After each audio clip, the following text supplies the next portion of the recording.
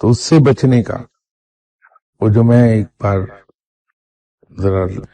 Lightly بات کرتے ہوئے کہہ رہا تھا کہ صاحب جب آپ حج کرتے ہیں تو اپنے نام کے ساتھ حاجی کیوں لگاتے ہیں؟ اگر حاجی لگانا ضروری ہے کہ آپ نے حج کیا ہے، ایک فرض عبادت پوری کر لی آپ نے اس لیے حاجی ہو گئے، تو زکوٰۃ اگر آپ دیتے ہیں تو اپنے نام کے ساتھ زکاتی بھی لگائیے، پھر نماز پڑھتے ہیں تو نمازی بھی لکھیے، تو روزہ رکھا ہے تو پھر روزہ دار پرماننٹلی لکھنا شروع کر دیجیے۔ تو وہ مقصد میرا یہ تھا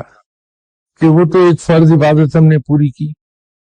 اس فرض عبادت کو پوری کرنے کا ڈھنڈورا ہم پیٹ رہے ہیں اپنے نام کے ساتھ لگا کے،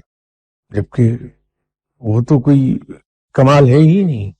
ایک فرض جو پورا کیا تو کون سا کمال کیا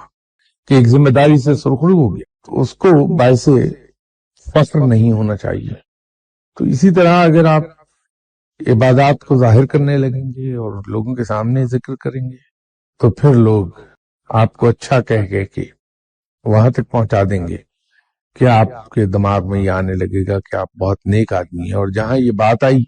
کہ میں بہت نیک آدمی ہوں تباہی کی طرف چلا گیا انسان۔ جناب قبلہ مرشد صاحب ایک بار میرے ساتھ پشاور گئے تھے، تو رات ہم ہوٹل میں ٹھہرے، اگلے دن میں صبح فجر کی نماز پڑھ کے تو مرشد صاحب کے کمرے میں گیا یہ دیکھنے کہ رات ان کی کمفرٹیبل گزری یا نہیں، تو جاگ رہے تھے، باتیں ہونے لگیں، بتا رہے تھے کہ میں پشاور ایک لمبے عرصے کے بعد آیا ہوں تو رات ملاقاتیں بہت آئیں، کرتے کرتے اس ساری چیز کو روکا اور فرمایا کہ میں تمہیں ایک بات کہنا چاہتا ہوں کہ زندگی بھر اپنا ظاہر اس طرح کا بنائے رکھنا کہ کسی کو تمہارے باطن کی خبر نہ ملے۔ تو مقصد یہ تھا کہ ظاہر سے میں اس طرح کا نظر آؤں دنیا دار کہ کسی کو یہ کبھی شبہ بھی ہو نہ پائے کہ میں عبادت بھی کرتا ہوں۔ تو میری گزارش آپ سے بھی یہی ہے کہ اپنا ظاہر ایسا بنا رکھیے کہ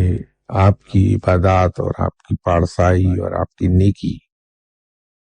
کا کوئی ہلکا سا بھی کلو وہاں سے نہ ملنے پائے کسی کو۔